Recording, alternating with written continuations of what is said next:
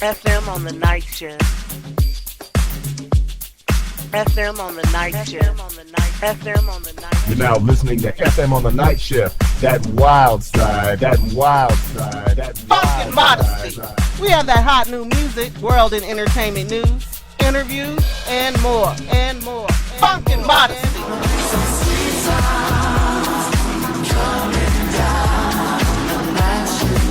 Funkin' Modesty.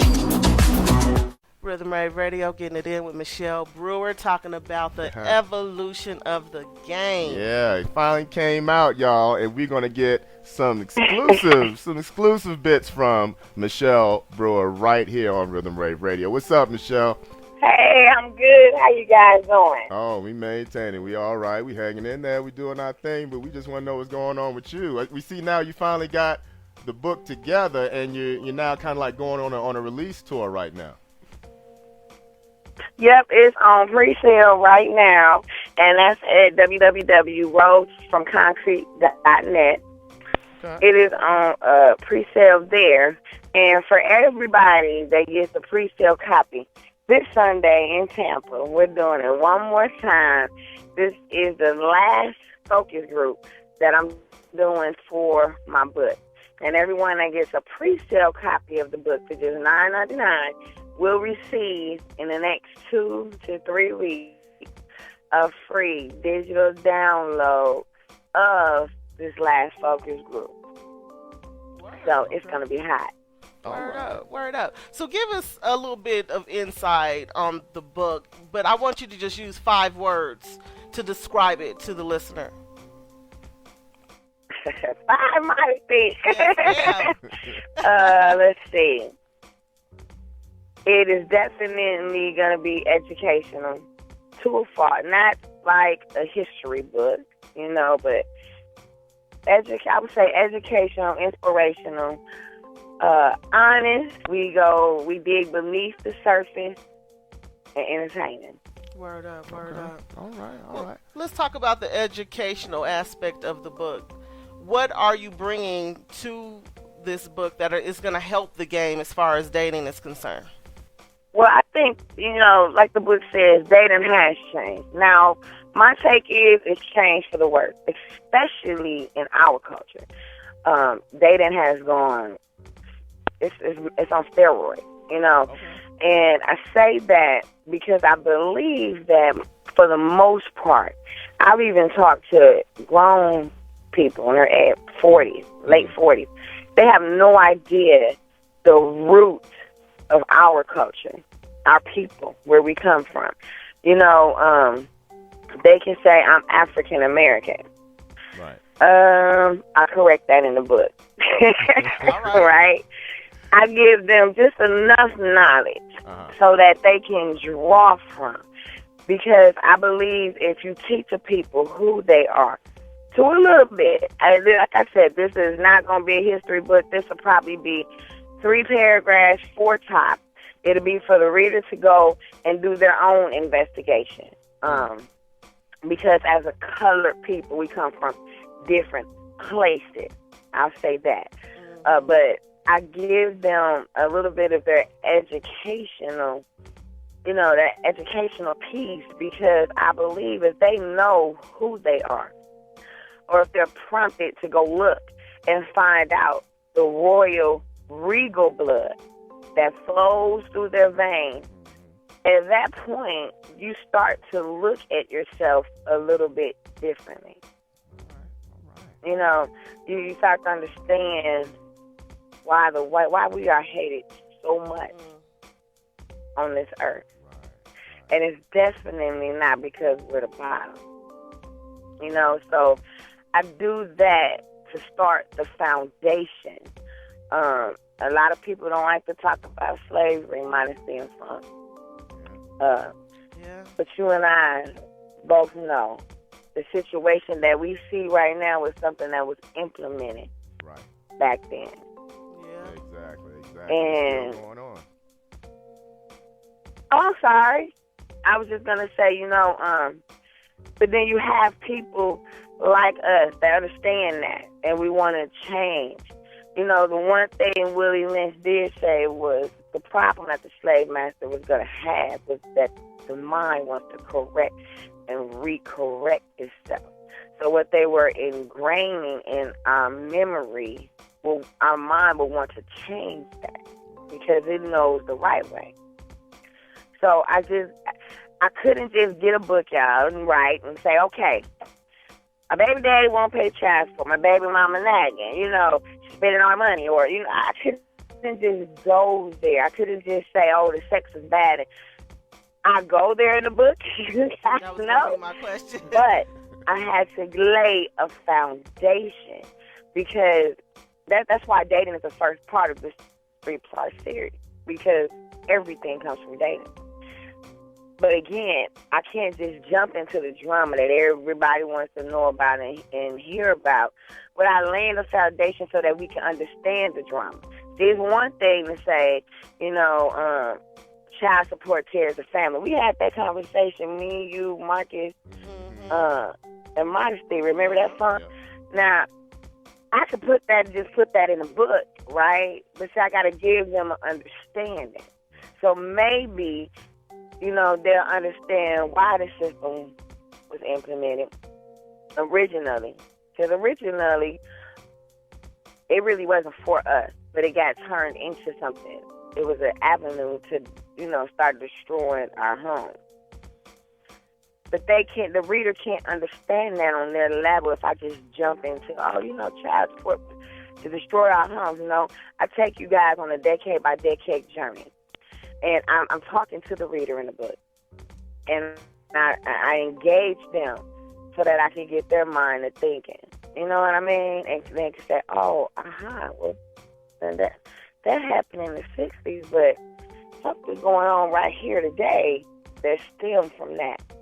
So that's the educational piece. If somebody really wants to learn and really understand what happened, why it's like it is now, and understand each other, then that kind of sets it up. You know what I mean? Let me ask you now, in relation to what you were saying in terms of how, we all have been kind of like, I say maybe just like kind of like a little bit scarred from slavery.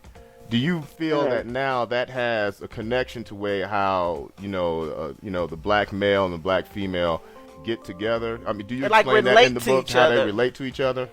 Oh, definitely. And I had some people, that are even involved in my project said to me, this ain't an educational thing. We're going to drip that through and drip that through. You guys know, before I even started this project, the person that inspired me to do it knows who they are. And just to give you a 2-second synopsis, not long, or maybe longer than 2 seconds, but not long, he's married. And he's been going through a lot of abuse with his wife, after he got injured on his job. Right.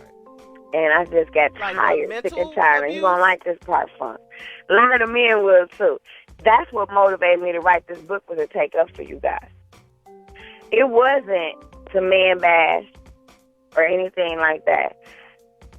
It was the fact that there are some very good men out here who are going through a lot of stuff at the hands of some awful women. It was to wake y'all up, number one. I don't mean to. Right, Modesty, do you understand why they go through this with these women? I have no earthly idea. They just need to be smacked. Yeah. But yeah, that's what stemmed this book.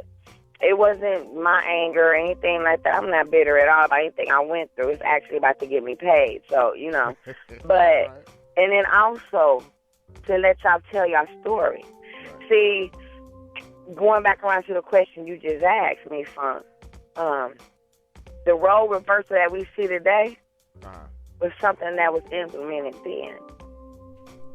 And there's a debate about if the Willie Lynch letters are real or not, and I address that in my book as well. I don't care if they are or not.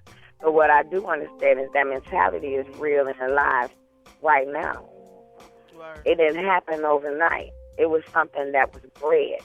So, yes, with men and women, I take up for us. I'm a woman, too, so don't think it's just, I get on the men about us, too, but yes, there's some serious role reversal that happened back then. It's like you plant a seed and you watch the tree grow. The tree don't grow to a full-grown tree in a year.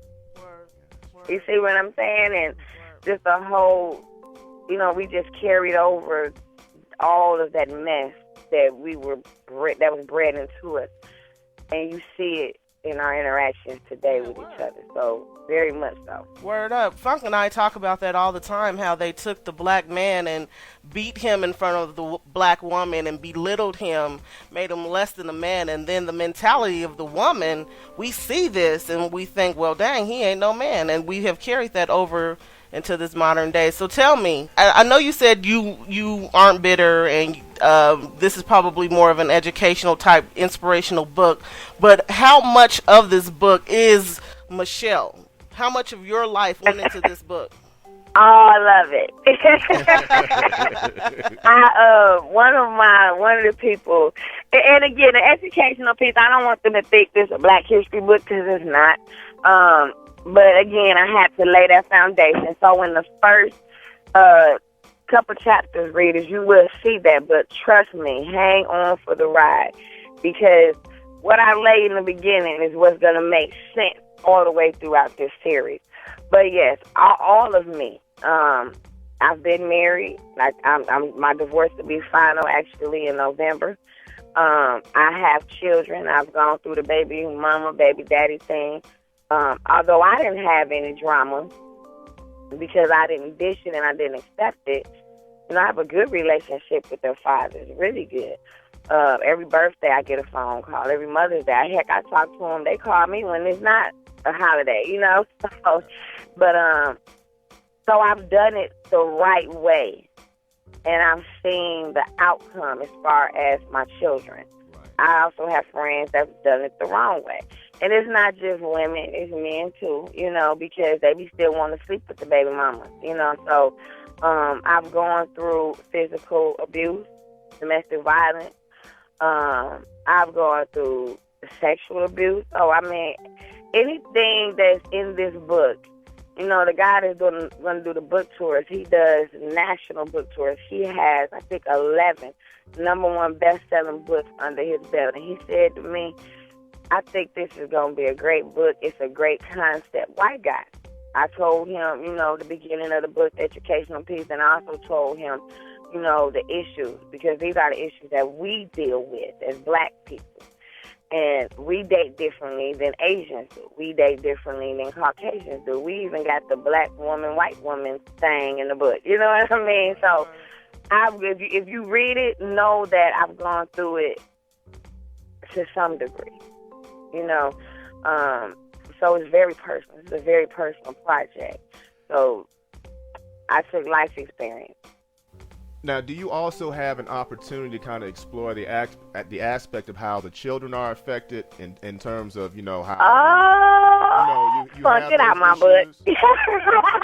No, really, because the children, Funk, they tend to just get out my butt. No, they do. They get the wrong message in terms of what happens, in these relationships, and then they carry on and do... And maybe then they the worst, end up, same thing, even worse. Right, they're a victim of their Guess environment. what? Go ahead, Modesty. I'm sorry. No. I was just agreeing with Funk. I was wanting you to, tell us about that, because the kids really do become a victim of their environment when we get caught up in bullshit, The second inspiration for this book was the children. That's why, parents, at the end of every one of my books, I have done interviews with children. I call them children 18 to 22. So that these parents can see what you just said, Modesty and Funk, the reality. And let me tell you, my children were even interviewed. Okay? I'm not one of those people. I see this dagger in your eye and I'm going to snatch it out and leave the one in mine. You see what I'm saying? It's cool too, because they're male, they're female, there's some been in good situations, some been in bad situations. I'm even going to interview younger children. And the reason, all these the rest of my, this is about done, but the rest of the interviews will be done this week. But this is why I told my editor, what you just said is why I told her I wanted to put that in the book, because she didn't understand, their kids are going to date differently than we do. No. They learn from us. You know what I mean?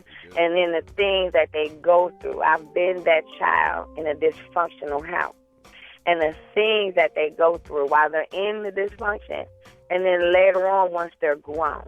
You see what I mean? And so you guys are a valid point, and I can't wait for my editor to hear this so she will understand, yes, this does belong there, because, again, like you said, the children are so affected by our decisions in life. And they see what we do, and it's hard to not make the same mistake, because my grandpa, he used to always tell me, do as I say, not as I do. But I can't do as you say and not as you do. I'm going to do as you do, just because that's what I'm seeing every day. Well, and the reason why I was just asking is, like, I was just in a conversation with my oldest son from a previous marriage, and now his idea is that he doesn't really want to, like, he's saying this now, he might change his mind later, but he don't want to get married and have kids. And I'm like, well, maybe you're just saying that for right now, and I look at the way how he thinks, and I'm like wondering, is that an effect of what happened to him, from the divorce, from a previous relationship that put a bad taste in his mouth in terms of maybe having a family of his own? But, how do you really, get around that? That's why I really wanted to ask you that question. If you really also had that, input from the children as well, too.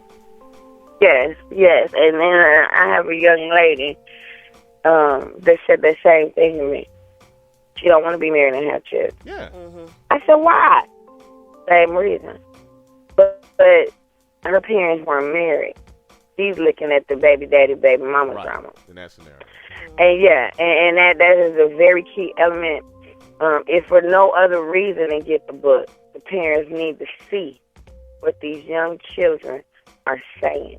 These young adults are saying about what they went through and what that, you know what I'm saying, what the consequence was for them, because they pay a price. Even and seeing back to the situation that made me write the book, he's staying in the marriage for the children. And I asked him specific questions, and he told me, they know what's going on. The children even started joining in what was going on. And I said, that's bad. That's really not healthy for them. So that is a very good question. Thank you guys for asking me that. Because we deal with this on a daily basis, and you see it, you deal with it in your own home. You see other people dealing with it, and I really believe that children grow up to do exactly what mom and dad do on a day. I mean, every day. Like, I tell you, word is bond. I just right before this interview, I just tell you straight up. I had this experience. I was dancing around. I'm going through this experience right now. Now, I just got an email on Facebook from one of my older children from my previous relationship. And they're upset right now because their mom has, first of all, kept me from really talking to them throughout the years, because I guess apparently she was mad, and, at the time that, we both of us did wrong. We both had to move on about our business. But I went on about my business and lived my life. So in terms of that, she's kept me from talking to them. Now when they're like about 17 years old, they're angry, and they're kind of bitter towards me now. They hate me because they only stand one side of the story in terms of what really happened in that relationship. We both did. In terms of like cheated on each other. We both did wrong. We were young when we got together, and we made some bad mistakes. Funk being nice right now. Let me tell you the dealio. Funk being real nice. Go. Because out of their oldest child's mouth, I heard the truth. See, through the mouths of babes, okay? This little boy was at the time 10 or so. He told us what happened, the reason why the marriage went downhill. And although I'm not saying Funk, and now, you might think, oh, well, she's being biased. He wasn't no angel, but he didn't initially start the bullshit. So once where he went wrong is when the bullshit started, he should have left. But no, he tried to stay for the kids. Tried to stay for the kids. He tried to stay for the kids, and then he ended up being somebody who he probably couldn't look in the mirror because he did things that he shouldn't have done. Now, there was no hitting involved. There was cheating involved. So at the very end of the day, this little boy now, who is a man, thinks that there's a bad idea and concept of what marriage looks like because he only seen one marriage fail. Right. So now he doesn't understand, Right. okay, well, my dad and my mom, they weren't good together. They just didn't mesh. But there's somebody out there that if I wait and I hold my standard up and I do what I got to do as a man, then I can find somebody that I want to be with. And hopefully right now, because he is still young, 18 is young. I had to pretend like I was somebody else on Facebook in order to befriend him. And then when he found out who I was, then we started to have a lot of communication open. Then all of a sudden it just went sour. When she's giving him the impression that I chose, my life now over them. I've been trying to reach out to them and call them for years. I keep getting blocked. I keep getting over and over and over again. Numbers get changed, addresses never get given, that type of thing. And so now they're starting to develop a bad sense, you know what I mean, of what it's like to be a man and the type of women that they want to choose. I've heard stories of them where girls have been using and for my oldest son, using them, where they have other boyfriends on the side, and then my two youngest children now, they're becoming a victim of the same scenario where they think they have to have this type of relationship. And that's what scares me. That's why I'm glad you have this in here. Yes, it is. And for each book is on that level. Now, the dated one deals with the shacking up folks. We don't get married. We don't make it a prerequisite. And I'm not down in the bash to anybody because I was one of those people. But again, we have to learn from where we've been. And what I wanted to say, listening to your conversation, I know as a child what it's like to grow up in a hostile situation. Right. My parents were married when I was 9. One was my stepfather and my mom. So I can relate to what is going on with your son. The infidelity, to everything. I can relate. What I will say is this. He's going to have to want to correct it for himself so that he doesn't make the same mistakes. Right. But also, since he is still young and now you're in his life, you can help him correct it. See, this book is full of drama. The 3-part series is. Now, in the second series, that's marriage. Don't go to the second series real quick. I'm not going to step off into it, but the second series, I just say, is about the marriage aspect. Okay. Now, in this dating one, people, they live together, 13, 14 years until they married legally?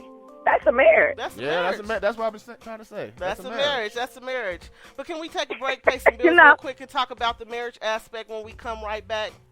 Yeah, we go ahead and we're going to pay some bills real quick. Pay some bills. But we're going to come back again with Michelle Brewer. I'm telling you, the evolution of the game, how dating has changed. We're having a good conversation right here on Rhythm Rave Radio.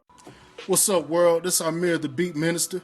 What's good? This is Derek, CEO. And this is Lions Den Grown Man Conversation right here on Rhythm Rave Radio. Catch us on Wednesdays, 10 a.m. Mountain Standard Time. Just go in to tunein.com and then you can jump on to Rhythm Rave Radio and check us out every Wednesday once again. Rebroadcast that night, Wednesdays at 8 p.m. And we bring you nothing but the latest in music, nothing but the latest, greatest in hip-hop and R&B music. Check it out. And was unfiltered and it's unbiased. Might piss you off, but you'll get over it. Bring your drink, bring your smoke, whatever your vice is when you listen. Peace.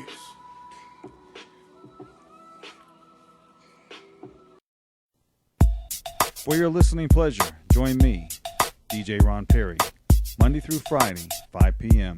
Mountain Standard Time. The Vibe coming to you live from Rhythm Rave Radio.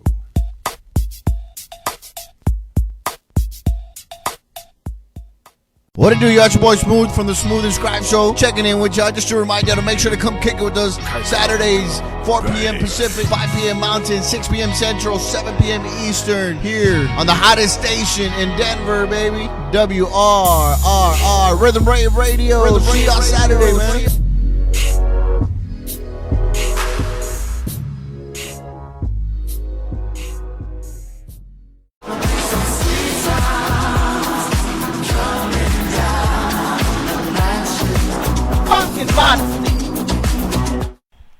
We're back right here on Rhythm Rave Radio. Michelle Brewer's right here with us on WRRR. The evolution of the game, how dating has changed. And I'm telling you, we're getting into some good conversation because you know what? It's not just about, and I hope we didn't stray too far away from the real topic in terms of the dating aspect, but that was some good information. We're talking about how it affects the children. Go hand in hand with dating because odds are most people Yes. have kids.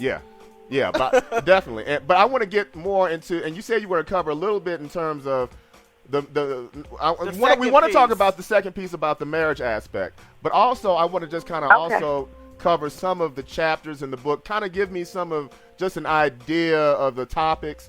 You don't go into it too briefly too much because we want people to still, of course, pick up the book. But give us some idea of the chapter titles, and what we can expect. Okay. Well, that's simple. The actual chapter titles. The first one is kind of like the introduction. It talks, like I said, a little bit about the regalness of us. Second one is the Willie Lynch syndrome, and then each chapter we start at the 50s, 60s, 70s, 80s, 90s, and present day. So it's broken down by the decade, so you can see the transition. Okay. Now, the subtitles, yes. I'll give you a couple of the subtitles. We talk about sex. We talk about child support. We talk about interracial dating. And the last one that I would give you is we tell these players, wannabe pimps, that they really are not. And I went and got the expert of the game to let them know. I don't know if they know who Fillmore Slim is. Go watch the movie The American Pimp. He is the godfather of the game. I have an exclusive interview with Fillmore Slim and his godson, Gangsta Brown. Okay. So y'all got to get the book. Word up. Definitely. The legendary Fillmore Slim and Gangsta Brown is also featured in the evolution of the game. And Michelle, let me ask you now something. Now, getting back to the marriage aspect, now it's one thing to date, and then to get married. But then when you're married, do you still date? Oh, you better. The second book, deals with the marriages because it is a 3-part series. Right. My favorite is going to be that third book, but the second book deals with marriages, and definitely you better date because I'm going to tell you, if you sit there and you let that flame get stale, because men just think that women, they got to keep us entertained and blah blah blah blah blah. No. You got to keep us entertained as well. And quickly, since we just brought that up, in my first book, just very briefly, a young man said to me one day, he was going to give me an interview. He said, Michelle, I'm not worried about losing my woman to a man. I'm worried about losing my woman to a woman. I have an exclusive interview with someone that is a stud, been a stud all her life, and she's in her late 50s. Now, I said that because she's even married now. They got married in Vegas. And the thing I knew she would say, because I know her, are also things that come from just the marriage side as well. Because like you just said, that you still date. Yes, you better have a date night every week. You better get creative, and you gotta, if you stay in that dating mode, as far as y'all know how it is when you first meet, is butterflies and all of this stuff. And when you get married, men say the sex go away, women say he get, lazy, whatever.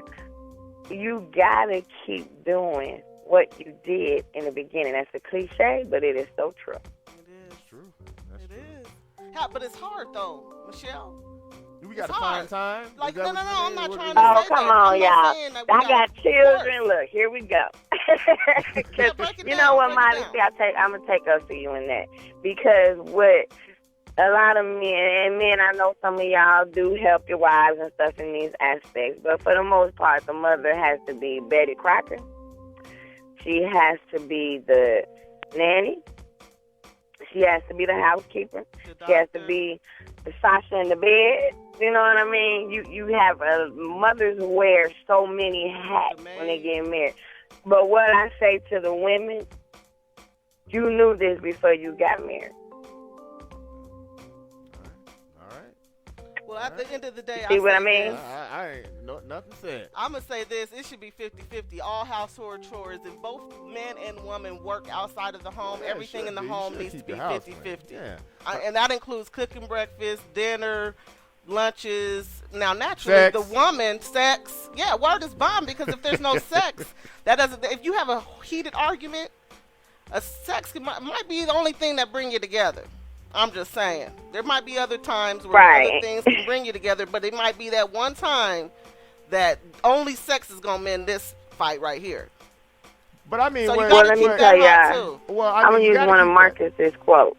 Marcus says this: you know what you got in the beginning. So if you marry a man that expects you to do all of what the Bible says to do as a woman, I say that. Then he's a stern, traditional man.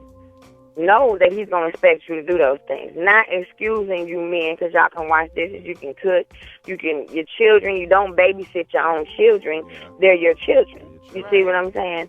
So, and the flip of that, because there's some husbands that got wives that don't cook modesty, they don't clean, they don't do nothing. You know. To sit there and want to be pretty. So at the end of the day, you know what you got in the beginning. Trust the beginning. Know that that's who they are going to be. Yeah, this is true. And find a compatible partner. And I say that to a lot of the girls that come to me about their boyfriends and, oh, he's cheating on me again. I'm like, well, how many times, what does this make? The fourth, fifth time that you know of? So you want it, you like it, right? Date what you expect, right? You know, that's what your expectations are, really. You know, and they I was can't going to talk why about you're getting the same guy over and over and over. Right. Again. I was going to talk about that, expectations, and how does one, not succumb to the loneliness to actually be able to set an expectation, because it's hard when you say, okay, I'm not this is it. I'm not going to deal with no dude who does this or does that, or I'm not going to deal with no woman who does this or does that. But then when you find yourself lonely, sometimes you go back to your old habits. So what can you give the reader and the listener here, some kind of tips to overcome that kind of loneliness that you find when you are dating? Do you speak of that on the book? I am that person right now. And it's by choice. So, yeah, and it's due to expectations. There's some things that I'm not going to accept. And, yes, it does get lonely. But what you got to understand, when it gets lonely, I have friends whom I can go out and go to dinner with, or I just take myself, But, yeah, it does get lonely, my understanding. I'm not going to say it doesn't. But at the same time, you got to think about the long term. You got to think about if I bring my expectations down. Now, I don't mean some outrageous expectations, because in each one of the first two books, we do talk about if you were 4 and you get a 6, you didn't hit the lottery. And I'm not just talking about looks. I'm talking about everything. I'm talking about mental, how intelligent they are. Right. I'm talking about the emotional aspect, the sex, the whole package of the person. If you are a 4 and you should get a 6, you need to thank the Heavenly Father. Stop expecting what you are not. Don't ask for what you don't have. Do you see what I'm saying? I know women that their expectations, and men. I know men that want these Rihanna-looking women, but then they looking like Pillsbury Doughboy. I know, these women that want millionaires, but baby, you ain't even bringing in $19,000 a year. Pretty woman, what happens every purple moon. So I think, first of all, get realistic expectations based on you first. You see what I'm saying? We got to look at ourselves first. And then we got to say, okay, what can we ask for? Back in the day when they used to get married, they bring me cattle and, all of this stuff. I'm talking about biblical days. Bring all of this stuff to the family of this woman. Now, the royal family got the better pick, right? Same thing now. Stop trying to go so far outside of what you are, because what happens is someone that is a six-figure earner like myself, I have nothing against a brother at McDonald's. But see, I got to know that your mindset is to own one day. So if you are a brother that you just want to, be the fire cook or a manager, you might not mesh well with a business owner, or, you know what I mean, y'all? My taste is going to be a lot different. And even with the men. But, again, these interviews are off the chain because we deal with these topics and speak to these people so that the people who are not in their league can understand. It may not be fair to you, and love is supposed to be something pure and no boundaries, but let's get real. You can't take Shanae to a business function. You know what I'm saying? Yeah. You can't take Dee Doughboy, whatever. You can't take him to your colleagues' homes, or people that are in the same industry or whatever. There are different levels in this life, and I just say if you want the upper echelon, well, you got to become that way. Right. If you're happy with where you are, be happy with where you are. Find someone on your level. That'll kill all of this other stuff. Word. So what was the deepest question that you asked Fillmore Slim? And then I want you to answer that question for us. What was the deepest question I asked Fillmore? Or just one that just popped in your head. The deepest question I asked Fillmore, I asked him, what can these women out here do to avoid these wannabe players, these wannabe pimps, the ones modesty, they come, looking like a sheep and then all type of wolves clothing. He said, be quiet. I said, okay. He said, shut up. If you're not ready to play on that playground with him, don't do it. Because the moment you open your mouth and respond back is the moment that you just lost. Mm-hmm. Wow. And its simplicity is deep. That just put me on pause. I was expecting something all deep, but yeah, silence is, sometimes you can learn a lot by just sitting back and observing. It's true. Let me ask you one thing. What would be the biggest surprise that the readers of this book could probably really get from the evolution of the game? On the first book, the biggest surprise. I mean, what do you think is like the Easter egg of this book? We're not that different. You know how you hear men are from Mars, women are from Venus? We're not that different. And I think it's going to be an eye-opener for women to understand the emotional aspect of a man and learning how to deal with that. And I think for the women, it's going to be, for the men, it's going to be understanding that we are just as physical as they are. See, we're taught that men are physical creatures, women are emotional creatures. That's true to a degree. But we are so much alike, especially in the black culture, because, again, all cultures are different. All nationalities are different as to what they're taught, how they're brought up. Now, we've gotten dealt a raw deal that has brought this separation between us. But I think that there's the understanding of each other is probably going to be the biggest aspect of what they'll get out of it. Because once you get that understanding, then you can move on to the next level. What are you trying to accomplish by writing the evolution of the game? Unity. I need our people to understand how great we really are.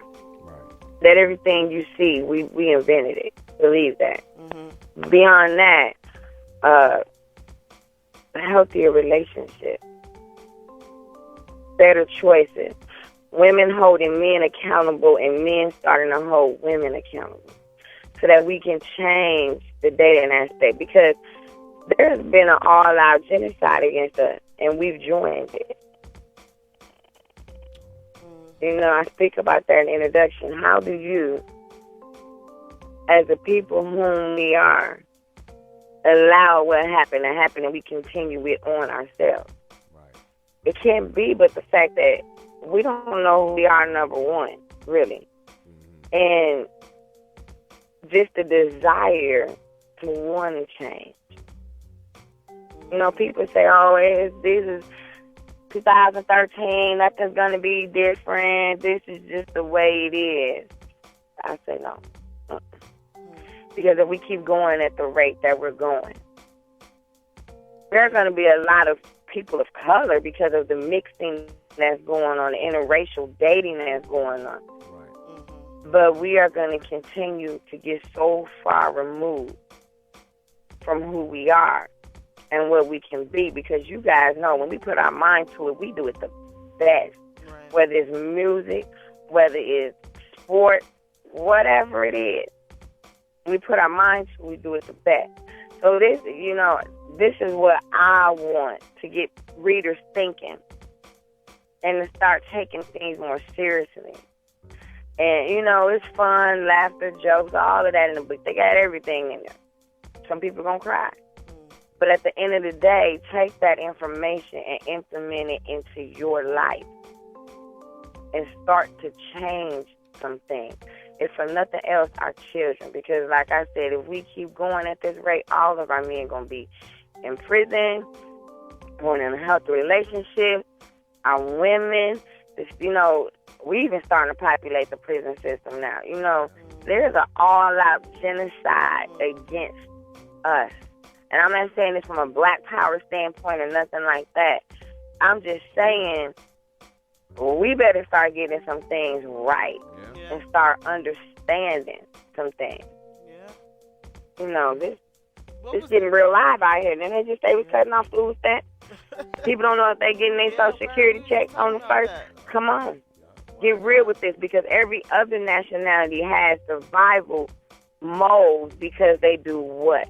They stick together. Y'all know the Mexicans. It be 15, 20 of them in a 3-bedroom apartment. It's getting that serious now. Wow.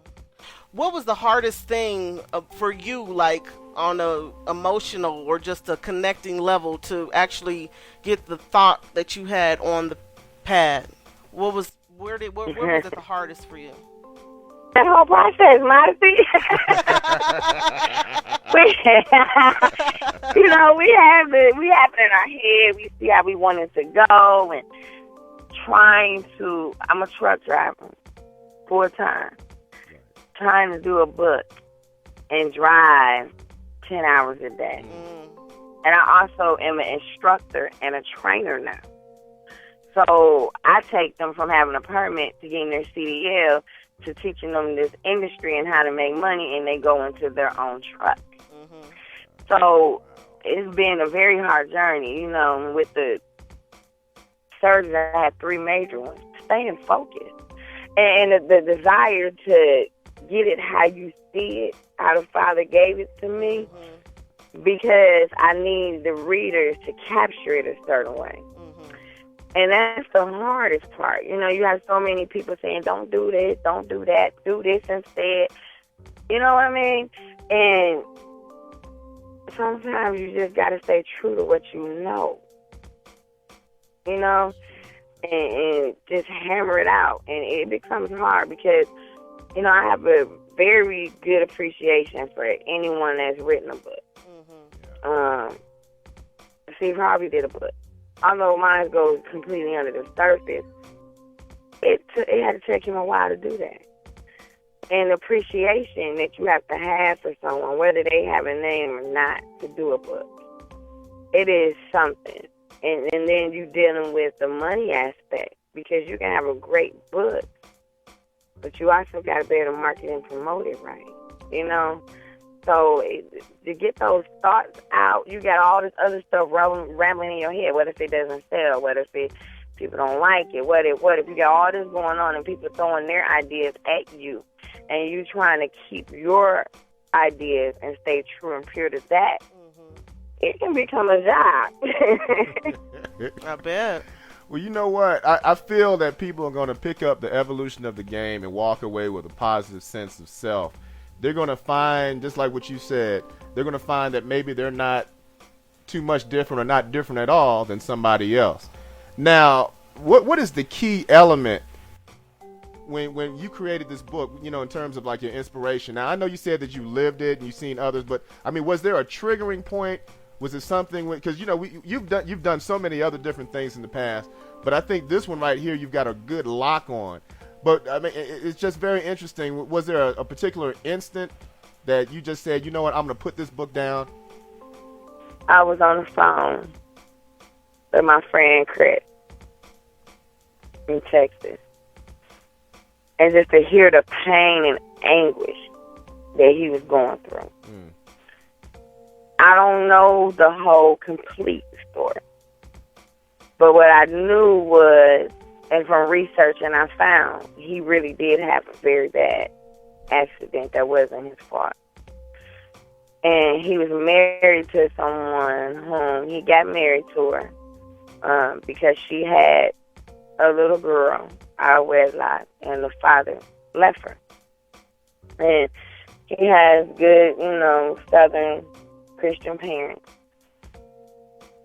And he married her so he could make her an honest woman.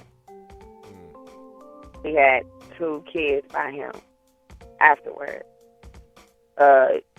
Took care of his children, worked every day, all of that. And to hear how one accident and his ability to not get up and go do his job as a postman could affect a situation to the point of total disrespect.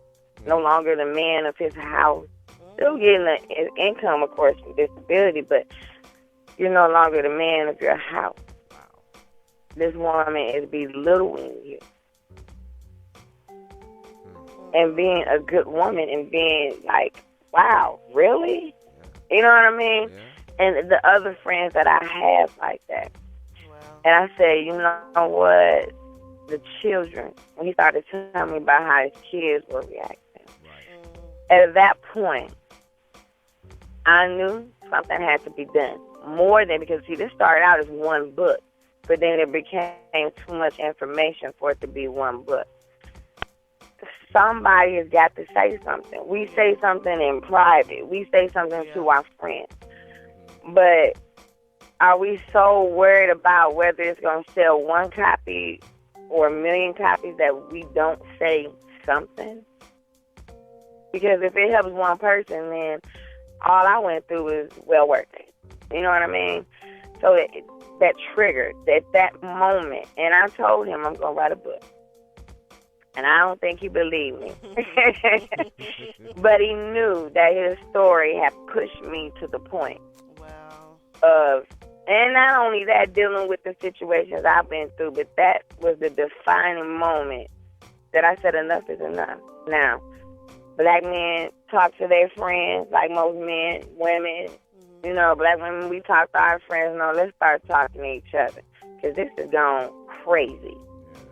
And we're going to keep producing children that have dysfunctional relationships. So that was the real, I got to do this moment that pushed me. Well, go ahead. What is the hardest thing, the harshest critique that someone's giving you concerning this book, and how did you grow from it? Having too many people been directly involved with the project, because you got to keep things under wraps until you're ready to release it. The toughest thing actually came from Marcus. He said to me, people are going to pick this book up, and they're going to think that it's a history book if you start it that way. People want, and he's right, how people just want the drama. You know, they want to dive right into it. They want to see what's going on. They want to be entertained. and he was afraid that it wouldn't sell. It hit home as far as, wow, people just really want entertainment. It prompted me to put a post on Facebook, and I don't know if y'all saw it, where I asked people, do y'all just want to be entertained? Or do you want real solutions? Do you want to discuss the real issues and the roots of them, and let's dig into this for ourselves? Or do you want to be just entertained? Right. The response I got let me know that the vision that the Father gave me was the vision that's supposed to go forth. Because they said, we want real solutions. We want the educational part. We want to know what's really going on for real. They said there's plenty of dating books out there that will entertain me, but I want to know what's going on for real. That's the book I will buy. My editor said the same thing and said, well, we're going to sprinkle it through, or, I almost changed the foundation, the way the book is laid out, because the actual conversations are there. I didn't want pieces of a conversation. I wanted the whole conversation. I have the best transcription that's in the world. If anybody even needs them, just find me on Facebook. They are really, truly awesome. And the whole conversation, I wanted y'all to experience what we experienced, because every phone call we learn. And people always say that at the end of the conversation, that was great. People volunteered their time. I didn't pay them for these interviews. They volunteered their time. They volunteered the information. They volunteered to let the world into their situation, literally. And so, that was the toughest, because that was a point where I had to either stick to my guns, and it had me rethinking a lot of stuff. So, I mean, again, I had to, the outcome, of course, but that probably was the hardest critique, because I really respect Marcus. You guys met him. We did an interview before. We were going to ask you how he was doing. We're glad to see he's still involved with the project. Marcus is a very busy man, but he went to he's at the last focus group. He'll be at this new focus group. He's not the co-author anymore, just because he has a very, very busy life. Right. But he still supports the project, the movement, that type of thing. Cool. Marcus is my boy. That's what I'm talking about. Let me just, without giving away too much, and everybody who just tuned in, this is, of course, The Evolution of the Game by Michelle Brewer, and it also includes interviews with the legendary Fillmore Slim and Gangsta Brown. Now, Michelle, without giving away too much, can you tell me, so at least now we can kind of like get the hook into the listeners and to the readers, what is the biggest mistake you think someone can make in dating? The biggest one? Yes. Wow, there's a lot. I know the biggest mistake someone can make in dating. I think the biggest mistake would be to play themselves. Going a little bit deeper with me. I think the biggest mistake would be to play themselves. I'll tell you like this. Nobody and no one can play you. There are going to be a lot of people that say, you're wrong because No. If you open your eyes and your ears, you got 2 ears, 1 mouth. Because I tell you, I've never, ever been played and didn't know it was happening. It wasn't happening. Yeah. Let's get real with it. You damn sure know. You know what I'm saying? We, as women, men, for the men, y'all going to be very surprised. Y'all don't know how we really are. Y'all think y'all know. But, yes, we gave away some of our secrets in this book as to how we know. The men gave away some of theirs as well, but the key to dating is you can't play yourself. And I'm going to tell you, I've let some people, quote unquote, call themselves playing me and sit back and watch Modesty. And they thought they were playing me and they really weren't. And it was funny in the end. Right. I mean, honey, I go deep as deep as you want to go with the game, because at the end of the game, remember, I've already been awakened from the start of the bullshit. Right. If I can say that word on radio. No, you good. It's late night. You good. Yeah, You, it's late night. however, won't know to the end that I knew. Because I don't change. I'm a little bit different. I get extra nice, extra caring. And I know the bullshit is there. You know how we do modesty. And so the funny part of it is watching them in the end realize they really didn't play me. And I go as deep as they want to go. You want to play the game? We play the game. Because, see, I know I'm playing the game because you are full of it. Right. So tell me this. This book talks about the evolution of the game. What's one thing that you wish that you could change about the dating game? The dating game today? Today. One thing, modesty. We can keep doing this one thing. I know it's a lot, right? Yeah, we know it's a lot. But whatever comes to mind. I got a whole list, but one that pops into mind is the recklessness. Yeah. It's a lot of recklessness going on. And as adults, we get over it, but the children don't. My daughter said to me, Mom, somebody I was just dating. And the brother really wasn't. This is, again, being out of the league. He really wasn't in my league. And what did I do, Maya? See what you said. Okay. And this was recently. I said, okay, Shelby. This ain't normally who you would date, but let's give it a swing. It was very short-lived. And he had children. And my daughter said, Mama, because she knows how I am about kids. When you leave the man, you leave the children, Mama.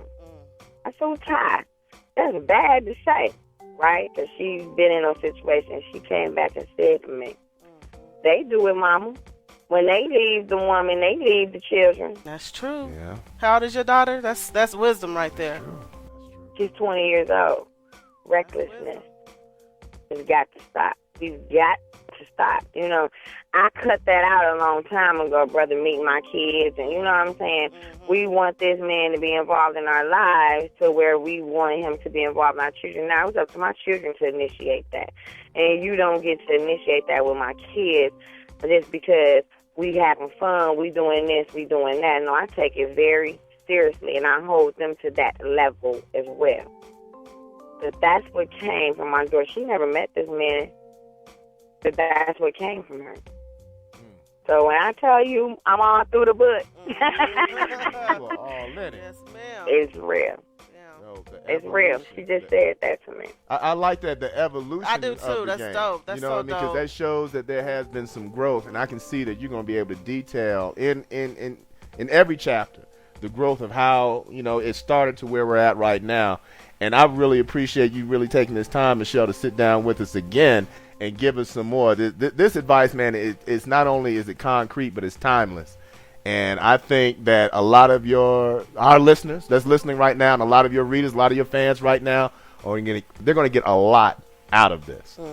Definitely. As I sit here on this lovely spring day in the Tampa Bay area, I'm engulfed with all different types of emotion. All right. The evolution of the game, how dating has changed. That is so dope.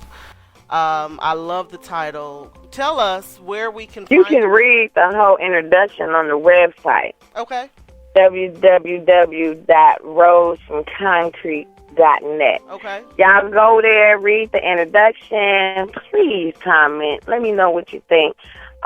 It's also, like I said, on pre-sale. Everyone is on pre-sale for $9.99. December 2013. This year, it goes on sale officially for $14.99. Okay. It's on sale right now for $9.99. Plus, you get the free digital download of the next focus group we are doing. And these focus groups are diverse. People from all economic backgrounds, people from different walks of life, different experiences. Because in December 2013, when this book goes officially on sale, it's going to be on Amazon. They'll be able to get it on Kindle. They'll be able to, all the digital places, all the bookstores, when it goes on sale, now you have to pay for the focus group that I'm giving away. So you get that piece before it even gets released. You'll hear what the things that we talk about. Sounds good. I love it. I love it. The evolution of the game coming to y'all. Coming December 2014, but you heard just a little bit and pieces right December now. 2013, baby. Oh, 2013, excuse me. I'm a little bit. 2013, yes, coming 2013. Not another year. On the Facebook I'm going to put the sequel out. No, the actual link for the Facebook page. You guys can probably add the actual link. I don't have it in front of me. My marketing people did it. The actual www.facebook.com/ that part. They actually set all that up. I'm so busy, I'm not that techie. But I go into my Facebook page for the book, and I actually post questions, and quite a few people are reading it. I think it's got people thinking about it right now. Some people comment. That Facebook page is going to be unlike any other one. We're going to actually put quotes from the book, put statistics. I pose serious questions in there for us to start this conversation on Facebook. But again, you can go to www.rosefromconcrete.net, not .com, .net, and you can actually hit the Facebook link, and you can join the Facebook page. And I just look forward to this, y'all. I'm having fun with this, and I really want us to really get this, whole movement going. All right. Well, I'm definitely feeling it, and I know that everyone listening is feeling it right now on the airwaves as well. Michelle, thank you again, and I hope we didn't go give out too much, but we want you guys to go pick up. No. They if they just go based on that, they gonna miss a whole lot. That's right. Yeah. Right. The Evolution of the Game: How Dating Has Changed. Missing Pieces series by Michelle Brewer, right here on the airways of WRRR, better known as Rhythm Rave Radio. Thank you